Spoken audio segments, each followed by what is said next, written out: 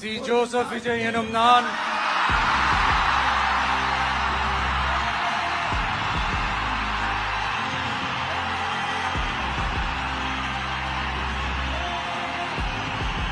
சட்டப்படி அமைக்கப்பெற்ற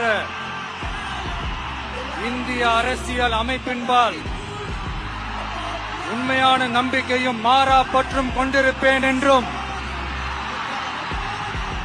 இந்திய நாட்டின் ஒப்பில்லாத முழு முதல் ஆட்சியையும் ஒருமையையும் நிலைநிறுத்துவேன் என்றும் தமிழ்நாட்டு அரசின் முதலமைச்சராக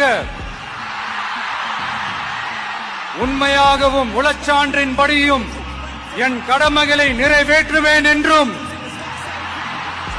அரசியல் அமைப்பிற்கும் சட்டத்திற்கும் இணங்க அச்சமும் ஒருதலை சார்பும் இன்றி விருப்பு வெறுப்பை விலக்கி பலதரப்பட்ட மக்கள் அனைவருக்கும் நேர்மையானதை செய்வேன் என்றும் ஆண்டவன் மீது ஆணையிட்டு உறுதிமொழிகிறேன்.